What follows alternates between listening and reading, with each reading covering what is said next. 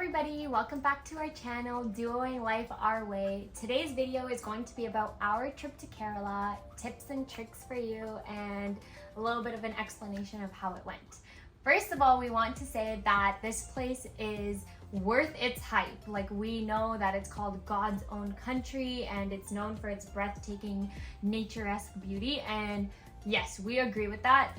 There are some unique views there that our cameras could not even come close to capturing.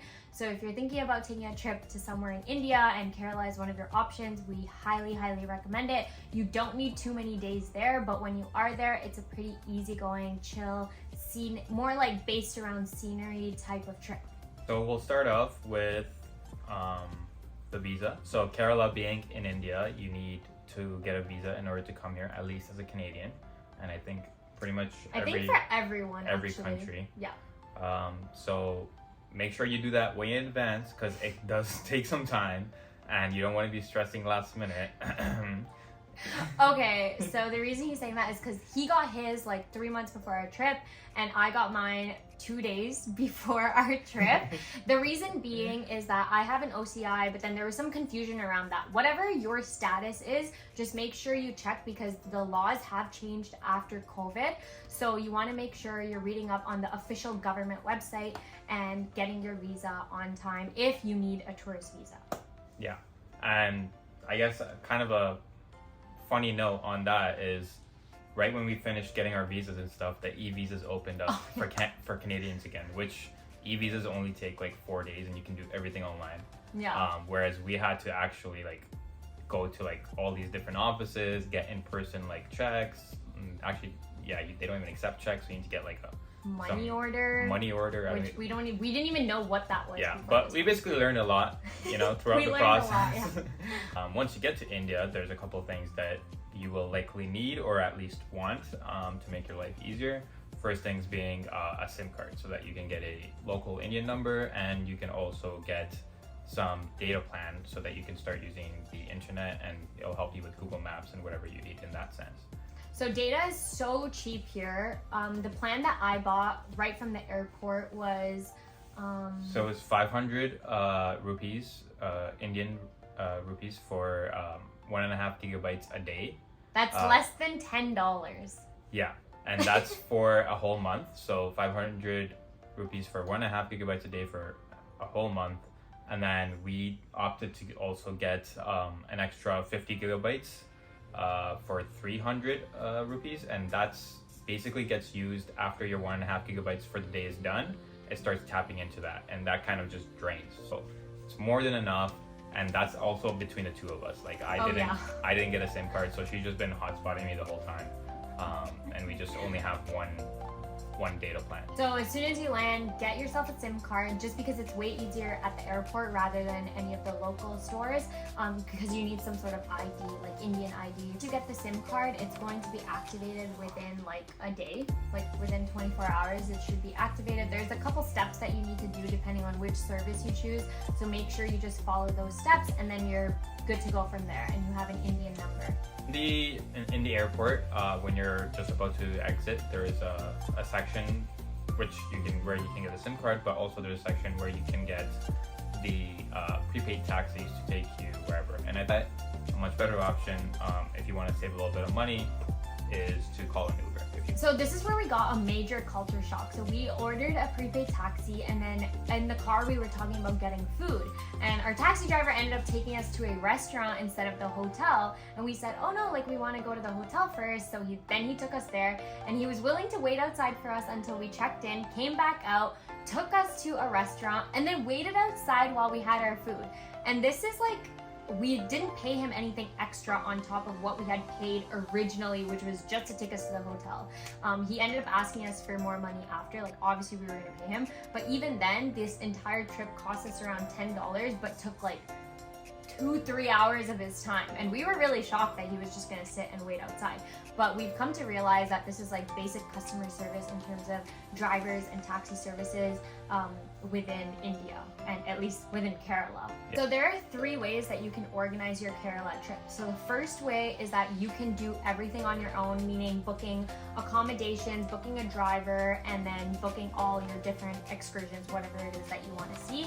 The second way is to book everything through a tour guide company. There are tons of tour guide company options, and they're all very, very reasonably priced. That's the option that we chose to go with. And then option number 3 is to do a little bit of both. So maybe you want to book your own accommodation, but you want the tour company to take care of the sightseeing spots and provide you with a driver. However you want to customize it. We definitely recommend going through the tour company just because it is a new place and you want to make sure you get the most out of your time, and obviously the driver, the company would know the area the best. I think we got through the tour company, including the hotel, the driver, everything was perfectly nice. No real complaints there. So when you're reaching out to tour companies, you need to mention a couple things. The number of people, so we had 2 adults, the type of accommodation you want. We recommend going for nothing less than 4-star, just because that is pretty standard to like Western society type of hotels where the bathroom and other facilities are very similar, and that's probably what most tourists are comfortable with. And the price difference is not much, so you might as well go with the higher end things. Yeah. Right? Yeah. If you really want to have the comforts of home. All right, let's talk food. So the first meal we had in Kerala was absolutely amazing. The spice level is perfect for someone like him who loves spicy food. So when you say spicy, they understand spicy. It's not like in Canada where it's like a hit or miss, you never know. Here it's like very spicy, so that was really good. Our first meal was great. After that, for me, it was kind of like up and down. Some meals were really good, but a lot of their food is rice based, and I just personally don't eat that much rice, but the portions were huge. So I would only make like the tiniest dent in my food, and they weren't offended or anything, but obviously you just feel bad, right, for wasting so much food. And also I would say, just if you're asking for spicy, it will be very spicy, and if you're asking for mild, it will be spicy. Yeah. So, oh yeah. So kind of, get it, figure that out for yourself, your spice tolerance, especially since Kerala is known for their spices. So if you're really strict on how your food is made, most of these restaurants do have like a pure veg selling point. There are so many purely vegetarian restaurants, and then we ran into some restaurants where they had a separate kitchen for cooking just vegetarian items. So Kerala is known for its seafood. He doesn't really like seafood, so we can't say much on that. I'm sure it's great if it's known for it, because everything else that it's known for did turn out to actually be up to the standards that we were expecting. Yeah. But how is like your food experience in general? It was great. I guess one experience I had with the food is like, say a name and then chicken, and then like you got to figure out what that name is. Yeah. And you don't really know unless like you speak the language. You don't really know. So I found myself Googling a lot of things. Another point to kind of touch on about the food is it's fairly inexpensive. So it's very easy to try things. So it was around 650 rupees for both of us put together for full-on meals. So to put that into perspective, that's like $11. Yeah. Which is crazy. Canadian. And $11 Canadian. Good food. And these are at like nice restaurants too. One thing I absolutely love to see here is they have hand washing stations in almost every restaurant, which is like separate from the washroom. It's just a whole station just to wash your hands. And I think that's one of the coolest things I saw here. You love that. Okay, so after you're done eating, you have to pay. Yeah. So we thought we would be fine without cash initially, just because we did see a lot of machines. Like even the first restaurant we went to, they had a machine, but our card didn't end up working. Our card is, what is it? Scotiabank Visa, right? Yeah. So we have a Visa. We also have a MasterCard, and we have an Amex, and neither of those 3 works. So yeah, that's literally all the different, at least most of the different credit card brands that you can try to use, and none of them really work. which we were shocked. Always go in with extra cash. Just take out a bunch of cash at the airport if that's what you need to do if you didn't prep in advance. A common way of paying here is something called GPay. It's really funny because it's just Google Pay. So they asked us, hey, just like pay us through Google. And he's like, yeah, I have Google Pay, but it's not the same as what you have in Canada. Well, Google Pay is here after a bunch of research. When I was trying to pay somebody back, a bunch of research, I found out that Google Pay here is essentially an extremely extensive ecosystem of how you can pay for things, and it's just in India. So you can pay people number to number, you can scan people's QR codes and send them money, you can scan restaurants' QR codes and pay them through that, which is what majority of the restaurants, and even taxis, rickshaws, everything has it. There's almost no need for a credit card or cash if you have Google Pay. Yeah. So, which leads us into telling you that cash back is pretty much not a thing. So since we were desperate for cash, a lot of the times when our card did rarely work, we said, hey, like, can we pay you extra and you give us cash back? Like, even just 200 rupees. And people are so possessive over their money because I guess it's very rare for them to even get cash nowadays. So this payment method is so convenient for people that live here, but not for tourists, because regardless of having an Indian phone number, you need to be associated with an Indian bank in order to use it. Get cash. You need cash. Get cash, basically. And then so how do you get cash? You go to an ATM machine. Well, guess what? A lot of those don't work either. It was really tough, at least in Kerala, to find ATMs that would accept our cards. And when we finally found one that accepted my credit card and gave me money, it was like hitting the lottery. Yeah. Now let's talk about communication in English. So out of Kochi is the main city where we landed, we noticed a major communication gap. It was really difficult to communicate with majority of the people other than the hotel staff. As soon as we were going to Munnar and going outside of Kochi, going up in the mountains, a lot of people were only speaking the Malayalam, which is the local language in Kerala. And even something else that I kind of found interesting is I expect them to also know, maybe if they don't know English, they would know Hindi, which is kind of the main language in all of India. The national language, yeah. But even then, a lot of them didn't know Hindi either. And what's actually really interesting to me is some of them actually knew more English than they knew Hindi. Okay, next up, weather. So we are here in January, which is the best time to come apparently. December, January is the best time to visit anywhere in India just because that's when the cooler weather sets in. By cooler, it still means 30 degrees on certain days. Yeah. But since we were in the mountains, so Munnar area is in the mountains, the weather was nice, actually, and you need a sweater. Don't underestimate the cold. It actually is cold, so you will be probably sleeping with a sweater, going out at night with a sweater. Even during the day, sometimes we had our lightweight jackets. Yeah, and as soon as you get any amount of shade and you get wind, you're freezing. It's really, really cold. But once you get into the sun really does help, and you're back to normal. And as soon as we came down back to Kochi, we were sweating like crazy again. Yeah, so pack for both extreme weathers. Okay, so one surprising thing that we found was how expensive laundry is. If you wanted to get any laundry done in Kerala, you need to do it through a laundry service, which they will take your clothes and give it back. Either if you give it early in the morning, they can give it back to you late in the evening, or usually it's the next morning. The next day, yeah. Wash your clothes, they dry it, they iron it, they fold it, they do all of that. It's like a dry cleaning service, but it does tend to be pretty expensive because they charge you for each item of clothing. It's not like a bulk thing, here's my clothes, clean it for this set price. It was around 60 rupees per piece, so that's almost $1 per piece. So when we calculated how much just his laundry would have been, it was around $24 Canadian dollars. So Kerala is known for three main things: the spices, the chocolate, and then the tea plantations.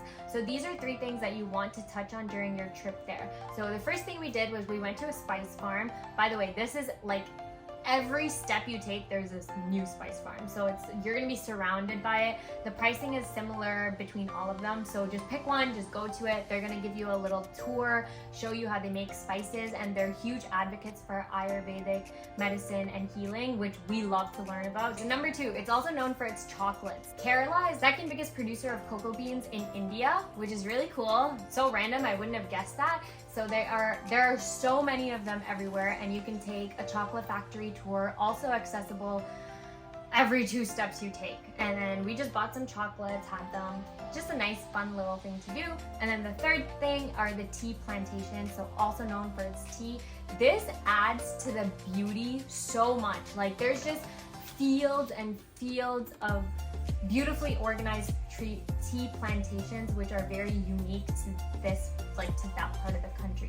So that's something we really enjoyed viewing. Like we're just driving and you just see it everywhere. One thing that we thought we could do is go walk around the tea plantations. Maybe that was a thing before because people do have pictures like that, but that's no longer a thing. So we booked all the sightseeing and excursions and all of this through a tour company like we mentioned earlier, and we paid $29K for everything included. So it was around $650 Canadian, including both of us, over the course of 4 days and hundreds of kilometers of driving, by the way. So the experiences we did were not close to each other. Kochi to Munnar is the first thing we did, which was like a 3-hour drive. Munnar to Allepey was like 4 or 5 hours, and then Allepey to back to Kochi was another like 2-3 hours. So the price is basically really good for having everything set up for you. Yeah, and that also includes a driver that stays with you for the whole time. And if you ask them for any recommendations of what to see, if they're able to speak good enough English and you're able to communicate with them, then they can give you some good recommendations as well. That's kind of something to mention as well, is there isn't too many things to do in Munnar. It's a lot of sightseeing, really. It's a very relaxed atmosphere. We went to a place called Allepey, which is known for its houseboats, very unique. So it's basically a house on a boat. So our houseboat had 1 bedroom, 1 kitchen, a dining area, a living room style area where you could sit and enjoy the view. You want to talk a little bit about that? Yeah, so the houseboat that we booked, we specifically booked one that has AC included, and I would say that's absolutely a must because it gets really humid and hot in there. And you know, you're in marshland, so there's going to be a lot of, you know, humidity coming around because you're around the water. So definitely make sure you have AC. But very great views. They take you down the river until you get into this wide open area. The marshlands are really cool to see because, you know, all the animals are able to go stand on them, and you see like the different birds like hunting inside the water. You see the local fishermen fishing. This I would say is a must-do in Kerala. I think it's very unique to this city, like Allepey. There were tons of houseboats there, and it was just such a cool experience. Chefs were great. You know, they cooked you food, they cooked you breakfast, lunch and dinner, and they ask you what time you want to have it. So, you know, whatever time is normal for you, they can make that happen. And then at night, they just park the boat, and then you just kind of sleep. You wake up in the morning, they're back, they're making food for you. So after Allepey, we went to Kochi, and there we did like the Kochi Fort, and there's a beach area. It was nice, but once again, same thing, very chill. There are lots of museums, art galleries there, so if that's something you're interested in, you can go visit a whole bunch of those. It's a very historical place. Yeah, and then next is just some fun facts. So one thing that we noticed is the cars are a lot narrower than they are in North America. Like very like the width wise is very narrow, and we saw firsthand why this is. It's because, you know, there's, especially going up on the mountains in Munnar, there's a lot of windy roads, and there's like 3-4 cars trying to go and buses in different ways. So you gotta be able to fit in between those. So that's why the cars aren't that wide. But inside the car, you don't really notice much. A lot of the cars that you see here, a lot of the car brands are very different, things I've never seen in North America. So that's another cool, interesting there. And Kerala is probably the quietest place in India. So we were ready to hear, like, you know, crazy honking, whatever it is, but it was relatively quiet. People don't just honk for no reason. Hospitality is like incredible. Like everybody's extremely nice, always trying to like greet you. One really cool fun fact that we learned as soon as we landed here was that Kochi Airport is the first completely solar powered airport. Another fun fact, I guess, is in Kerala you don't see too many like foreign tourists. Although it is a big tourist destination, it's I would say it's a big tourist destination for the rest of India to go to. Yes. Another big thing is apparently Kerala is also really known for its silk. So there is actually a few silk museums, kind of, and like silk places that you could just go and see like pure silk, like see and buy pure silk. Kerala, God's own country, totally makes sense. It's beautiful. Every time we try to capture any videos or footage of it on our phones, it never looked good afterwards. It was like what you see with your eyes is completely like breathtaking and cannot be captured on video. It is a very chill place, very easygoing, not much to do if you're looking for that, and the food is great. Yeah, so hopefully this video helps you plan for your trip to Kerala, and hopefully you enjoyed it. Keep an eye out for more videos of more places. Thanks for watching. Next up, Mumbai.